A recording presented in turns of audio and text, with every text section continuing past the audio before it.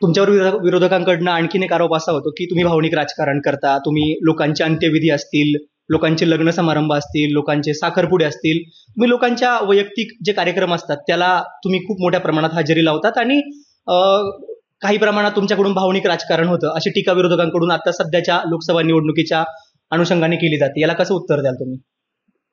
तुम्ही माझा track record जर चेक केलं, मी आमदार असताना, तर मी एकही मीटिंग, साधी कलेक्टर ऑफिसमध्ये असो, तहसीलदार ऑफिसमध्ये असो, विधानसभेचं अधिवेशन असलेलं,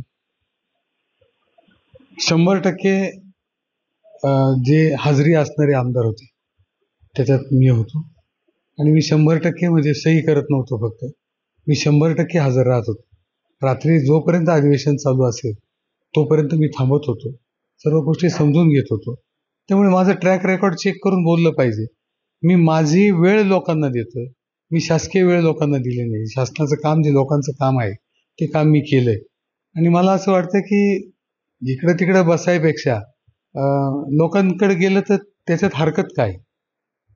शासकीय कार्यालय जर 11 वाजता उघडतात, त्याच्या आत मी जर शासकीय 11च्या आत जर मी लोकांकडे गेलो आणि त्यांच्याशी संपर्क साधला, तर मला वाटतं काही हरकत राहायचं काय कारण नाही. आणि मी आज करत नाहीये, मला कळायला लागलं तेव्हापासून मी हे करतोय. आमचं कुटुंब त्याच याच्यासाठी जाणलं जातंय. माझे आजोबा असतील, माझी आजी असतील, माझे वडील असतील, हे सर्वच आम्ही सामाजिक क्षेत्रातच काम करतो. मी सामाजिक मुशीतून तयार झालेले कार्यकर्ता आहे, मी राजकारणी माणूस नाही. त्यामुळे मी समाजाचं हित कशात आहे, समाज काय म्हणतो याला जास्त महत्त्व देतो.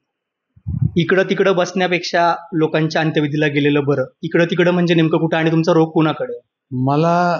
मी माझ्या राजकीय आयुष्यात असेल किंवा माझ्या वैयक्तिक आयुष्यात असेल, मी कधीही कुणावर टीका करत नाही.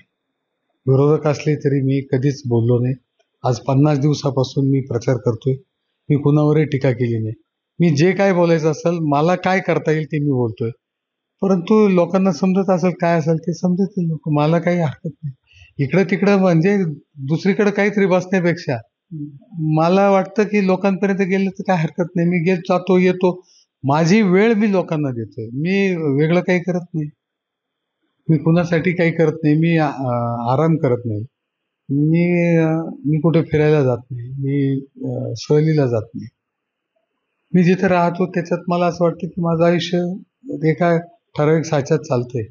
आणि लोकांच्या सुखदुःखात जाण्यात जर मला समाधान होत असेल आणि लोकांना त्याच्यातून काही मिळत असेल, तर मला त्याच्यात आनंद आहे.